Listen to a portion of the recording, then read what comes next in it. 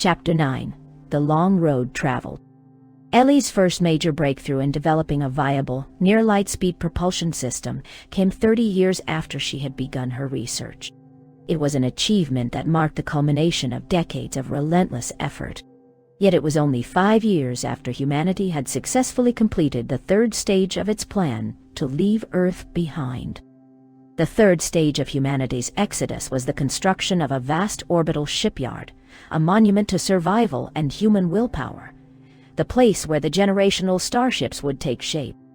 For this stage to even be possible, the moon base had to become fully self-sufficient in mineral extraction. Humanity could no longer afford to rely on Earth for resources. They had gambled with fate long enough. Each launch, each transmission, each detectable signal was a risk that could draw the IA's attention. Thankfully, the moon, sharing a common past with Earth, held most of the essential elements needed for large-scale construction. Within a few years, engineers had verified that nearly all the necessary materials could be extracted directly from the moon. Still, there were some missing elements, materials that could only be found in trace amounts, or not at all. A new asteroid mining program was launched, targeting the rich mineral deposits of the asteroid belt. This expansion was more than just a solution to a problem. It was a statement. Mankind would no longer look downward to survive. They would look outward. Every discovery, every innovation was driven by one relentless principle: increase the chances of survival. No effort was wasted. No risk was taken lightly. The orbital shipyard was one of the most extraordinary constructions in human history. A testament to what humanity could accomplish when united under a single, urgent purpose. In just 10 years, the impossible had been built and perfected. A floating city in the void, a colossus of engineering, where entire starships would be born. At its core, the station was an evolution of the first space habitat that John and Emma Anderson had built decades before. But this was something far beyond its humble predecessor. With a radius of 1,000 meters, the shipyard spun at just the right velocity to simulate 80% of Earth's gravity, strong enough to counteract the worst effects of prolonged low gravity, yet gentle enough to prevent dizziness or disorientation. It became a necessary pilgrimage for the inhabitants of the moon base, a place where their bodies could recover from the harmful effects of the moon's weaker gravity. While the shipyard's primary function was the construction of interstellar vessels, it was also fully equipped as a long-term habitation facility. Every breakthrough in survival technology, every system developed to sustain humanity on the generational starships, was first tested here. It was not just a factory. It was a prototype for the future of humanity in deep space. Its design was divided into two main sections. First, the inhabited ring, a vast toroidal structure where people lived, worked, and carried out research. This was the heart of the station, the first true space city, built to sustain human life indefinitely. Second, the industrial core, a titanic assembly complex, stretching 10 kilometers in length, consisting of 20 massive production rings. These rings housed fuel storage, raw material processing plants, and thousands of automated assembly units, turning the raw resources extracted from the moon and asteroids into fully functional spacecraft components. The shipyard was, in essence, the most advanced 3D printing facility ever conceived. Thousands of robotic arms moved in perfect synchronization, layering materials molecule by molecule, constructing starships with a precision no human hands could ever achieve. To watch the process unfold was to witness a hypnotic ballet of machines, a mechanical choreography unlike anything mankind had ever created before. From the smallest structural beam to the largest propulsion chamber, everything was printed, assembled, and integrated in zero gravity, each component slotting into place with seamless precision. The shipyard was not just a factory. It was the birthplace of humanity's new future. The first spacecraft ever built at the station was not a colony vessel. It was a test ship. A vessel designed for one singular purpose: to validate Ellie's lifetime of work. It was not grand. It was not majestic.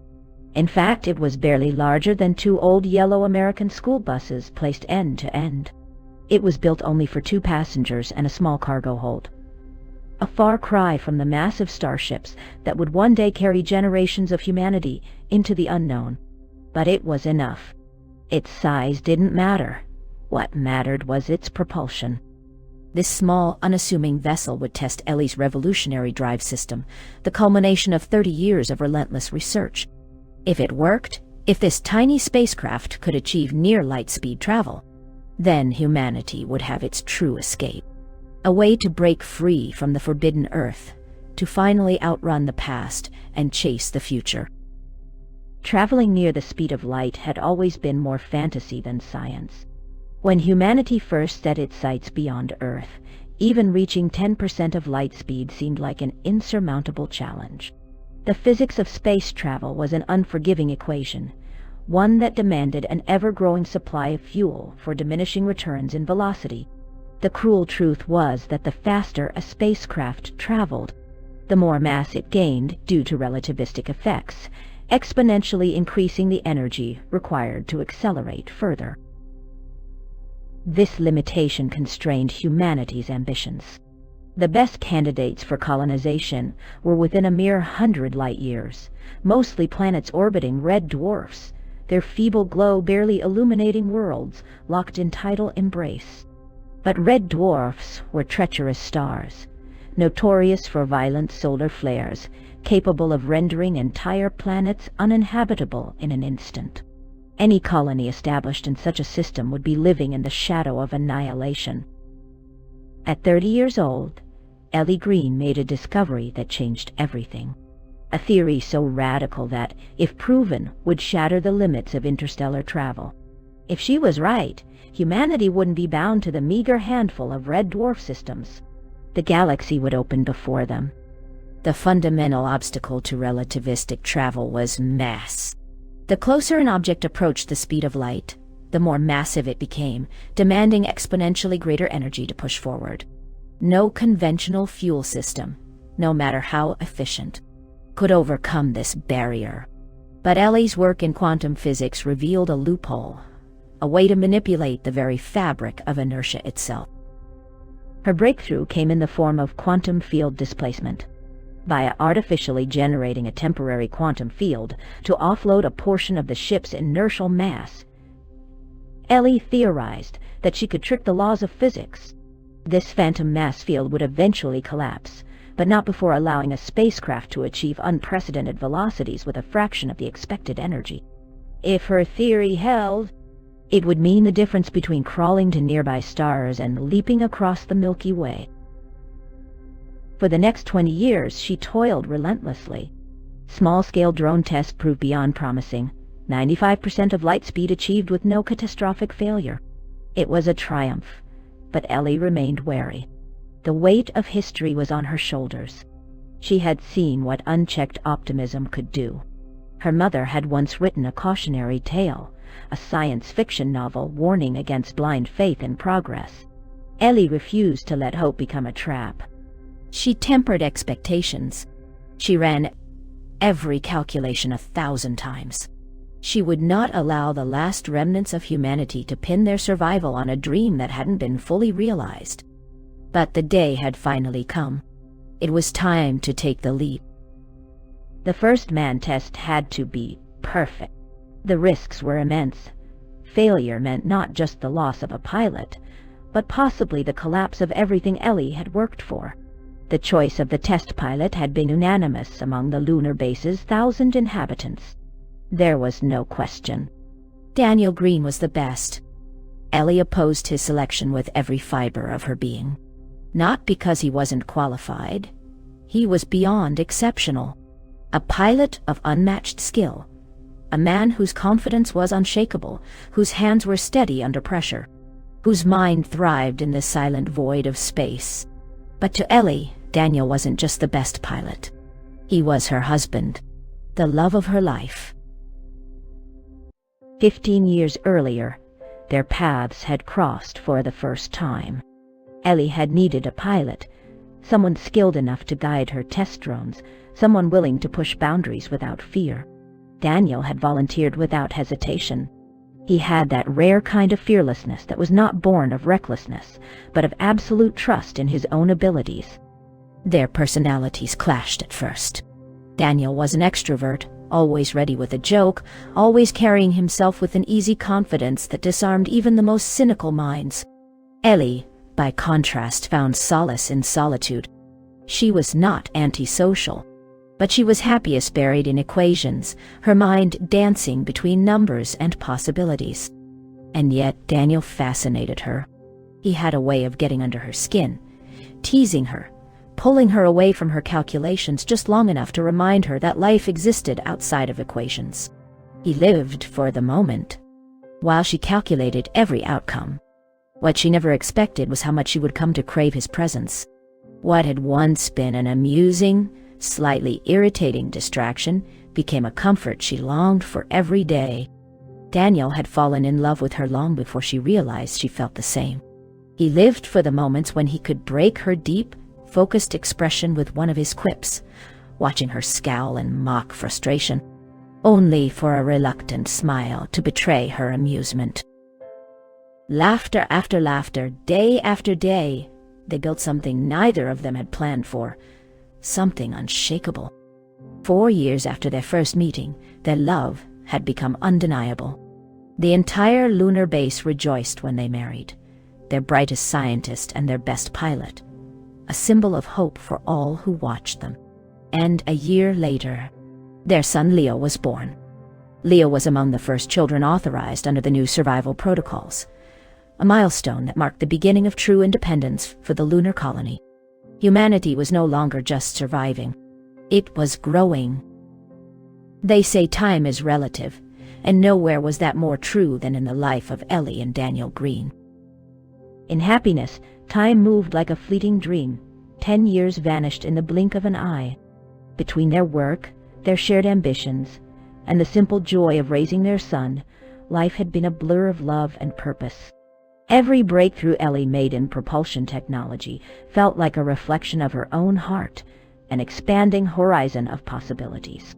She realized that love itself was an essential force, just as vital to humanity's survival as science and progress.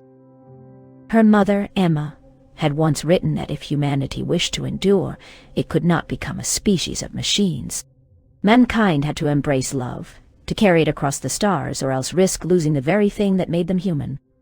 And that was what made today so unbearable.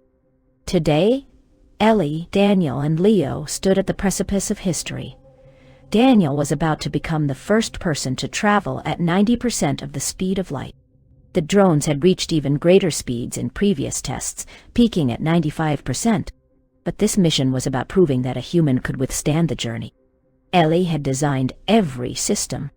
She had checked and rechecked every calculation. She had left nothing to chance. And yet, deep in her gut, she was terrified. Daniel was in the cockpit of the Endeavour, his sleek, state-of-the-art spacecraft docked at the orbiting station. The control room, deep within the moon's underground base, monitored his every move. The inertial mass floating system is in the green, Daniel reported, his voice calm and steady. Standby tests confirmed that the minimal offloading state is operating at a constant, stable rate. Ellie took a breath, steadying herself. Acknowledged, she replied, forcing composure into her voice. Her fingers curled tightly around the edge of her console. The numbers on her screen confirmed everything was operating perfectly, but numbers couldn't calm the storm inside her. She hesitated for a moment, then allowed herself to say what had been burning in her chest. "You still have time to skip this rodeo, cowboy," she said, trying to keep her tone light. "Just say the word, and I swear you'll have the first pick of the next spaceship. Full control. No debates." Daniel turned his head toward the camera, and there it was, the smile that had pulled her out of the darkest moments of her life. The kind of smile that turned bad days into something bearable. The kind that made the whole universe seem a little less cold. "I trust you, Ellie," he said softly. We've been through this thousands of times. We're ready. Then with that mischievous glint in his eyes, he couldn't resist teasing her. And besides, this cowboy's really eager to ride this wild, wild horse. Ellie groaned, exasperated. Oh, God, what a monster I've created, she muttered, shaking her head. She was trying to keep the mood light, but the truth was, she was searching, grasping, for anything that might reassure her. Anything that could convince her she wasn't about to send the love of her life into oblivion. Her voice softened. Just promise me. If anything seems even slightly wrong, you'll abort the mission. No hesitation. Daniel's expression grew serious, his teasing vanishing. Ellie, my love, I promise. His voice was firm, unwavering. But don't worry, I'll be back with a little present for you from my scenic tour of Saturn's rings. He grinned again. What kind of rock does the lady prefer? Frozen rock type A or frozen rock type B? I'd ask if they could wrap it up in gift paper, but I have a feeling Saturn doesn't stock your favorite kind. Ellie swallowed against the tightness in her throat, her voice barely holding steady. The only gift I want is to hold you again in my arms. Daniel's eyes softened, his voice a quiet promise. That one I can guarantee. No matter what, I'll be back with you in no time. The control room ran its final checks, verifying that every system was green. Across the various departments, confirmation signals flashed across the monitors. The countdown sequence was prepared. Ellie's hand hovered over the final command. She looked at the screen one last time, at Daniel's face, his unwavering confidence, his trust in her. With a deep breath, she gave the order. Endeavor, you are go for launch. And with that, Daniel was on his way to making history. For hours, Daniel navigated Endeavor to its designated starting position. The real test was about to begin. The first phase of acceleration was critical. He would engage the inertial mass offloading drive to push the spacecraft to 1% of the speed of light. That threshold was non-negotiable. Anything faster. And he risked being caught in the unpredictable chaos of the asteroid belt and the massive swarms of Trojan asteroids trapped in Jupiter's orbit. At that speed, the onboard detection systems would have enough time to react and adjust the course if an obstacle appeared. The chosen testing grounds lay far beyond Jupiter, nestled between the orbits of Saturn and Uranus, 2 billion kilometers away from Earth. It was a region carefully selected for its relative emptiness. Jupiter's immense gravitational pull had long since swept most debris into the asteroid belt, while the distant Kuiper belt contained the frozen remnants of the outer solar system. Here, in the void between those two great barriers, the Endeavor would take its first true leap. Once Daniel reached the designated coordinates, only one thing remained: final authorization. Once initiated, there would be no abort sequence. No turning back. Daniel's voice came over the comms, steady and composed. Endeavor to command control. I confirm that the spacecraft is in the planned coordinates and all systems are fully operational. Standing by for authorization to engage the inertial mass offloading drive. Ellie closed her eyes for half a second, drawing in a deep breath. The tension in the control room was suffocating. She had run the numbers, triple-checked them, 100 times over, and yet the fear still sat like ice in her veins. She exhaled and pressed the transmission button. Command control to Endeavor. Acknowledged. She swallowed hard, forcing the words out with as much composure as she could muster. All systems are confirmed green on our end. A heartbeat of silence. Then, Endeavor, you are authorized to engage the inertial mass offloading drive. a long pause. Then Daniel's voice, calm and confident, filled the room. Acknowledged.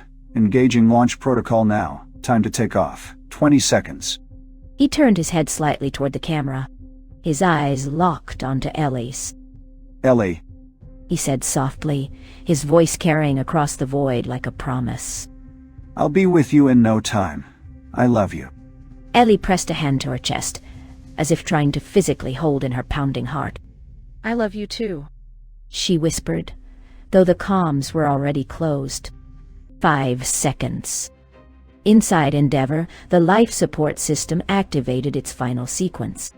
A high-density compound was injected directly into Daniel's bloodstream, a perfected version of the formula Ellie's father had once used for space travel. The original compound had allowed humans to survive extreme gravitational forces. But this was something else entirely. Years of refinement had turned it into a marvel of bioengineering, capable of withstanding acceleration forces exceeding 40 gs. In just 3 seconds, the fluid would spread through his organs, reinforcing every cell to endure the unimaginable. 4 seconds. The control room was silent. No one dared breathe. 3 seconds. On Earth and the Moon, every screen was tuned into the broadcast. Across humanity's scattered remnants, workstations lay abandoned. Conversations fell silent. No one wanted to miss this moment. 2 seconds. Leo sat in front of the screen, hands clenched into fists, his bright eyes wide with anticipation. He had never seen his father as just a scientist or a pilot. He was a legend, a hero, the man who would take humanity where no one had ever gone before. 1 second. Ellie closed her eyes and whispered the only thing she could. A prayer. Not to a god, but to the universe itself. Please, keep him safe. Liftoff. The helium-3 nuclear engines roared to life, generating a constant 30 g acceleration. 20 years ago, such forces would have been lethal, crushing bones, rupturing organs, turning blood to sludge. But today, thanks to the relentless genius of human engineering, Daniel could withstand the pressure with relative ease. Modern physiology enhancements allowed humans to endure extreme gravitational forces for prolonged periods, hours, even days, if necessary. Thankfully, Daniel wouldn't need more than 10 minutes. In that time, Endeavor would reach a stable cruising velocity of 1% the speed of light, fast enough to safely navigate the treacherous gauntlet of the asteroid belt and Jupiter's Trojan clusters. Any faster, and the ship's onboard trajectory correction system wouldn't have enough time to react to unseen debris. Pinned to his seat, Daniel had nothing to do but watch. The liquid augmentation in his bloodstream countered the crushing force, keeping his organs functional, but it didn't grant him the strength to move. His limbs were leaden, his vision slightly distorted from the gravitational strain.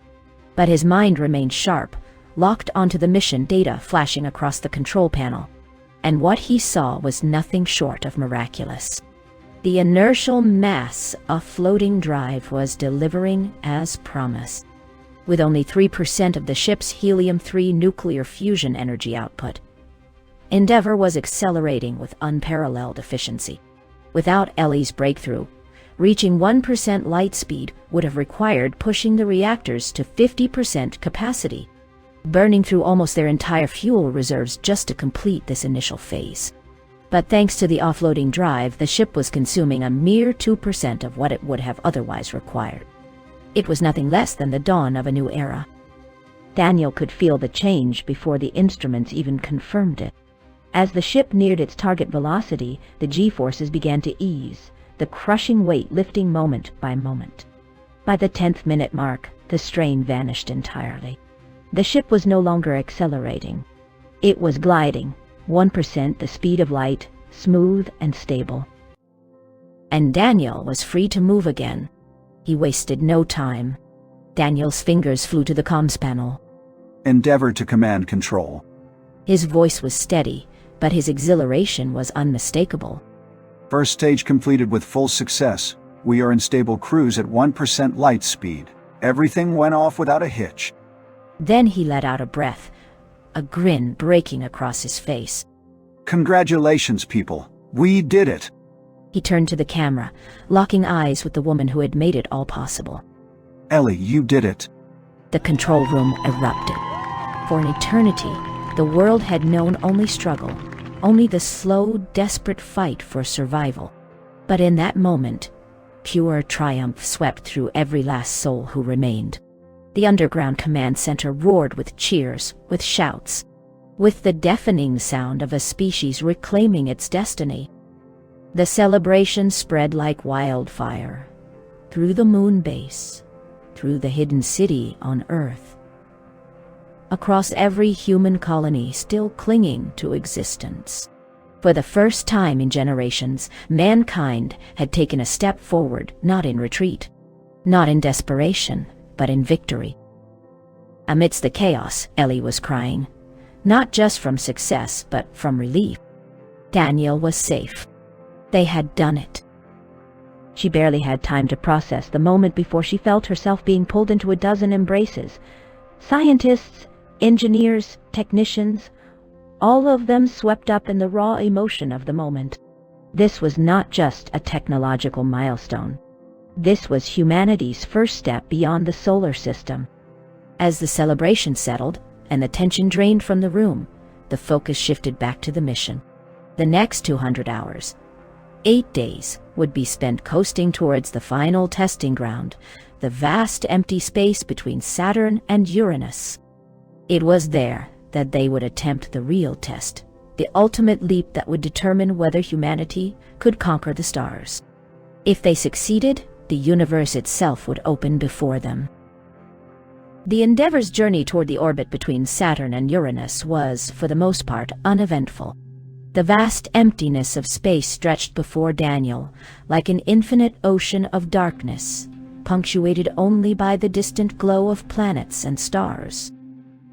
Occasionally, the ship's scanners detected small asteroids drifting near its projected trajectory, but the autonomous navigation system was more than prepared.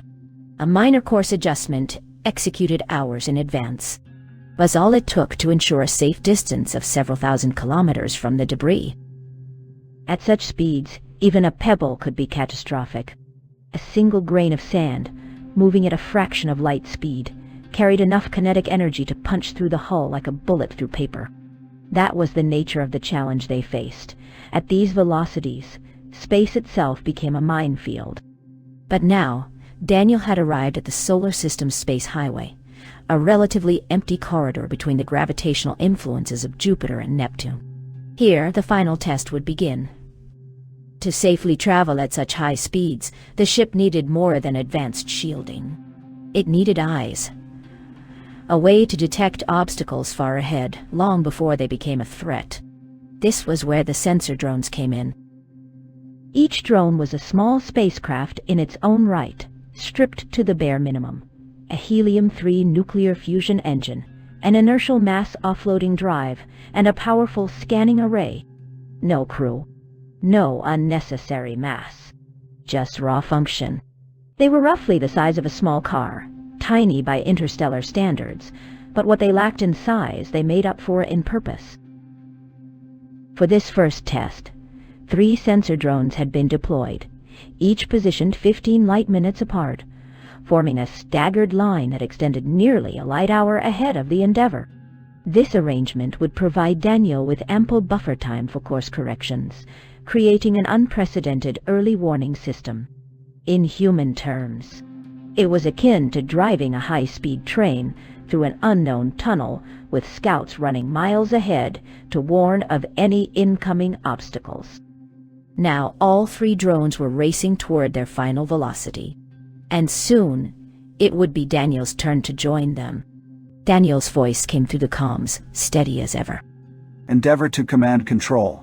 All 3 sensors have been deployed successfully. Readings are stable. Requesting final confirmation to proceed with the final stage. Ellie inhaled sharply. Her hands, steady despite the storm raging inside her, flew across the control panel as she double-checked the readings. Everything was functioning exactly as expected. And yet, she was terrified. Any miscalculation, any unforeseen variable, and this could go horribly, irreversibly wrong. She forced herself to speak, keeping her voice as even as possible. Acknowledged. A beat of silence. All readings match our expectations. The first sensor will reach target velocity in 10 hours. The others are following at the projected intervals. She hesitated, just for a fraction of a second. Then, unable to hold back her fear any longer, she added, Daniel, do you detect anything out of the ordinary? We're still in time to abort. We can run the sequence again. No need to rush. She knew it was a hollow offer. Daniel had waited his whole life for this moment. There was no way he would back down. And still, she had to try. Daniel chuckled softly, shaking his head. His face was calm, his expression unshakable. Ellie, He said, voice filled with quiet certainty. we've done this 1,000 times with the drones. We accounted for everything we possibly could. Now it's time for the truth. His gaze softened, his confidence never wavering. I trust you with all my soul, and I know we're going to make it. No doubt in my mind. Ellie exhaled slowly, gripping the edge of the console as if it could anchor her. Why do you have to be so damn good at making me feel safe? She murmured under her breath. A pause. Then, summoning every last ounce of courage within her, she spoke the words that would seal his fate. Command control to Endeavor. You have green light to engage to 90% light speed. Daniel smiled. That smile. The one that had carried her through the darkest days. The one that made the vast emptiness of space feel a little less cold. Roger. He acknowledged smoothly. Engaging launch protocol in 20 seconds. Then, he turned to the camera once more. His gaze locked onto Ellie's, as if she were the only person in the universe. Ellie, we'll talk in 10 hours, and I'll tell you all about the wonders I see. 5 seconds. The biological reinforcement compound surged through Daniel's body, another round of the advanced formula designed to withstand the unimaginable G-forces that were about to hit him. 4 seconds. Across Earth and the Moon, every surviving human had stopped what they were doing. All eyes were locked on the transmission. This was the moment that could change everything. 3 seconds. Inside the Endeavor, the helium-3 nuclear fusion engine and the inertial mass offloading drive hummed to life, awaiting the command to unleash their full power. 2 seconds. Daniel checked the readings one last time. The sensor drones ahead were functioning perfectly. Every calculation, every variable had aligned just as Ellie predicted. He had never doubted her. He knew how brilliant she was. In fact, he knew it better than she did. 1 second, Ellie's breath caught in her throat. Unlike the others, her fear was not just for the system she had designed, not just for the mission. She was fighting against something far more personal. The terror of losing the man she loved. The weight of it pressed against her chest, threatening to break her. She didn't know how much more of this she could take. But there was no stopping now. Lift off! The Endeavor surged forward, accelerating under the force of 20 Gs. Unlike the crushing 40 G launch he had endured days earlier this time, the pressure was more manageable, though still enough to keep his body firmly pinned in place.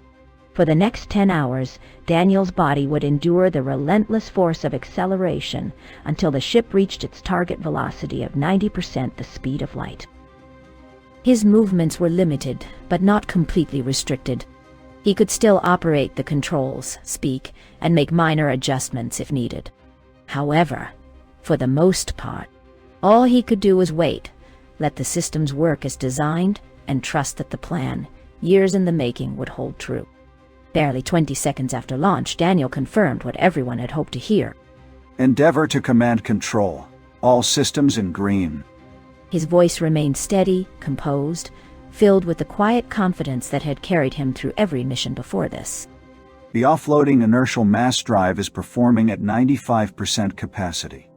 Fuel consumption of the helium-3 nuclear drive is holding at a stable 2%. By the time we hit 90% of light speed, total fuel depletion is projected at just 10% of reserve.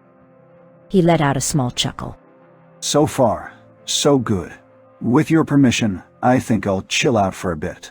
Maybe even take a nap. He grinned, adding, Great job, people. Ellie exhaled, finally allowing herself to breathe. Command control to Endeavor. I'll take care of the rest from here. Sweet dreams, my love. A wave of relief washed over the command center. Cheers erupted across the moon base and Earth's underground settlements, though more subdued this time. The excitement was there, but so was the understanding. This wasn't the final step. They had to keep their focus. The next milestone was the most critical of all. For the first time in history, a human was approaching relativistic speeds. Thanks to quantum entanglement communication, mission control on the moon could monitor the ship's systems in real time, unaffected by the time dilation that would soon take hold. By the time Daniel reached 90% light speed, the relativistic effects became significant. His time was now running 2 times slower than the people on the moon. For every hour that passed aboard the Endeavour, 2 hours passed for Ellie, Leo, and the rest of humanity. This was the true challenge of deep space travel. Not just speed, not just distance, but the fracturing of time itself. However, thanks to the entangled quantum computers guiding the mission, course corrections remained unaffected by relativistic delays, no matter how fast the ship moved. The autonomous systems on the moon base could process navigation data and send instantaneous adjustments, ensuring Daniel stayed on the safest trajectory possible. The instantaneous quantum computing system, humanity's lifeline in near-light speed travel, was about to face its greatest test. The moment the alarm blared, its shrill, unforgiving tone filled both Daniel's cockpit and the command control room on the moon. The worst-case scenario had arrived. The sensor drones had detected an asteroid, roughly the size of a van, traveling dangerously close and parallel to Endeavour's trajectory.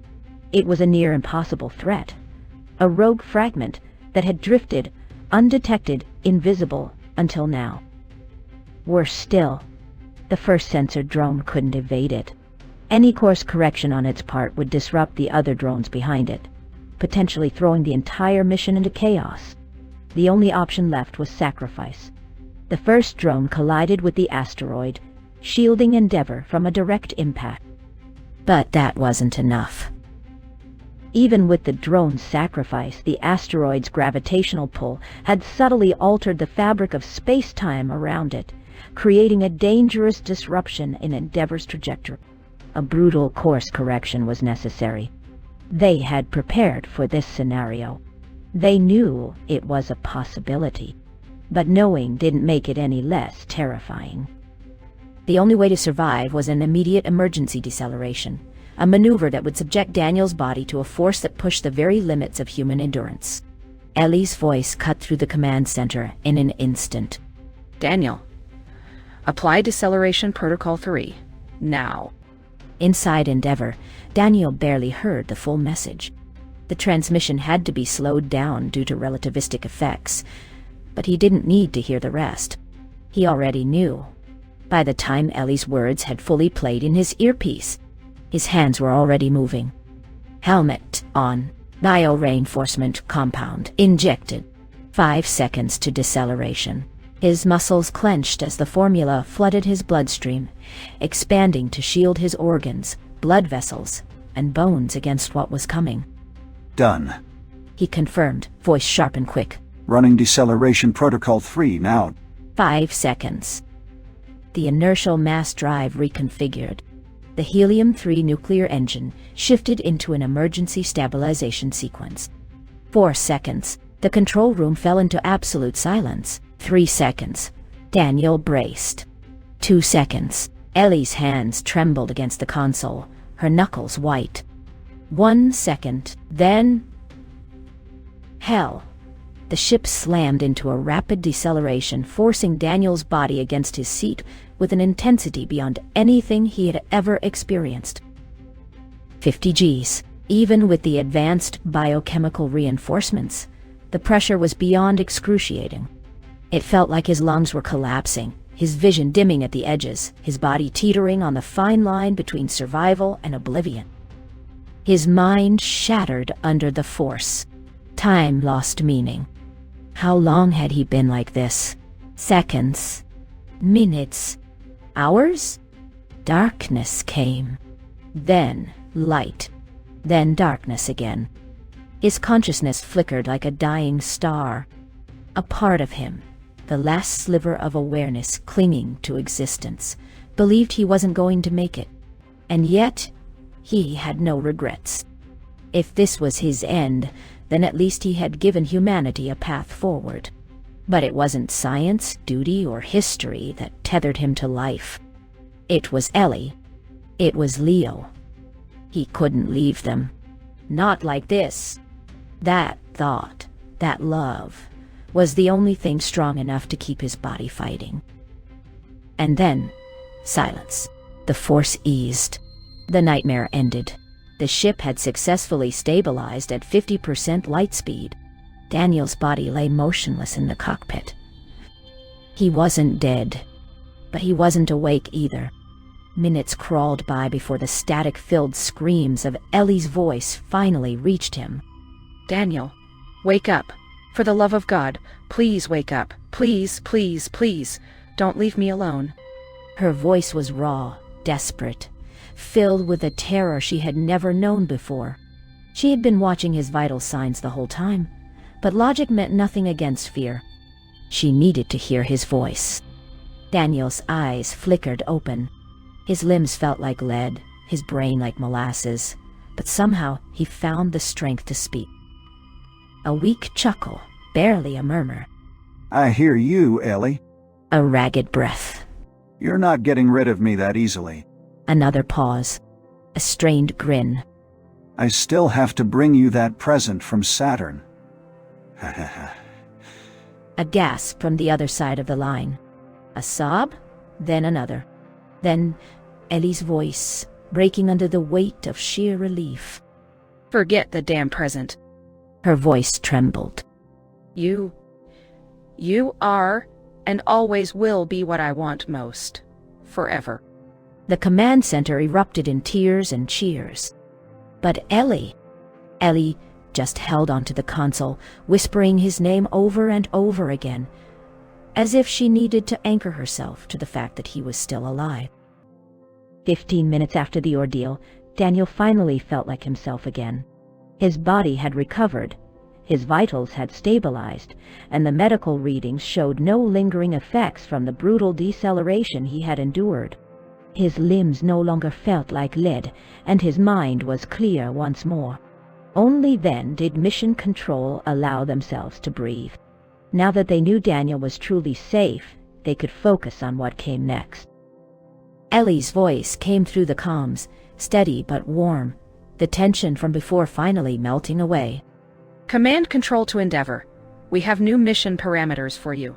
Since you successfully completed 70% of the Sun's orbit at 90% light speed, we now have all the data we need. Your next course is set for a controlled return. There was a brief pause, then a note of finality in her voice.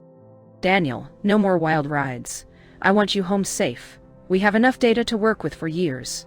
You've done a perfect job. Daniel exhaled, sinking into his seat. He let out a small, tired chuckle. Roger that.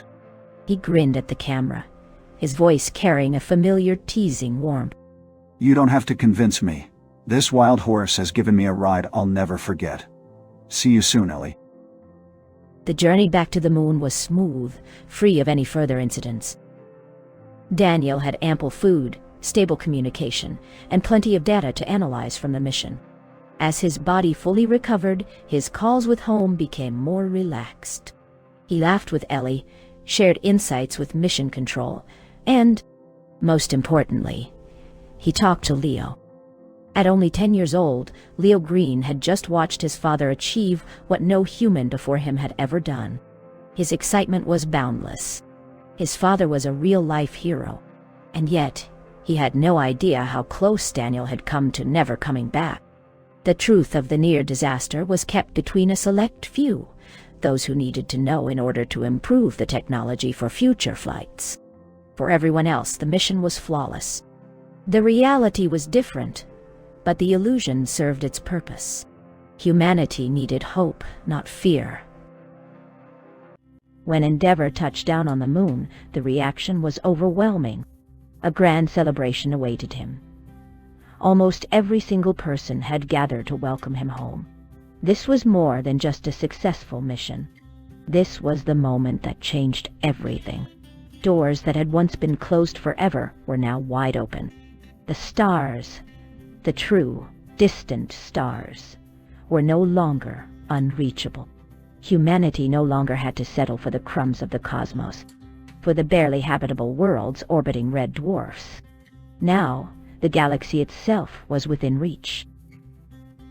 For 2 days, both the moon and Earth's underground cities celebrated. Ellie, of course, found herself thrust into the spotlight, much to her discomfort. It was her genius that had made this impossible dream a reality. She couldn't escape the recognition, nor should she. Humanity needed to honor those who ensured their survival, and Ellie had just drastically increased their chances. Daniel, always close to her side, helped her endure the endless parade of admiration. He couldn't have been prouder. His near-death experience hadn't changed him fundamentally, but it had deepened his appreciation for what he had. For Ellie, for Leo, for the fragile miracle of being alive. As the first night of celebration drew to a close, Daniel finally granted Ellie's wish, an escape from the spotlight. She was supposed to give a speech, but instead, they vanished together into one of their favorite places, the observatory. It was a quiet, sacred place. A vast projection of Earth stretched across the ceiling. A beautiful, ghostly blue sphere. A constant reminder of what had been lost. A silent vow to reclaim what had once been theirs. In the empty observatory, it was just them. Ellie turned to face him, her eyes filled with a storm of emotions. Then she kissed him, deep, fierce, desperate. When they finally parted, her voice was shaking. Please, don't leave me again. She closed her eyes for a moment, fighting back the memories. The horror of watching him fade from consciousness.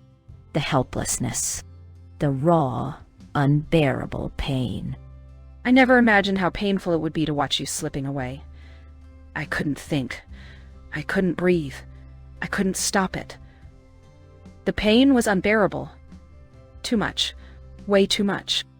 Daniel cupped her face, his fingers gentle, warm, grounding her. His voice was quiet, but filled with absolute certainty. Ellie, it was you and Leo who kept me alive. It was your love that pulled me through. I won't leave you. Not ever.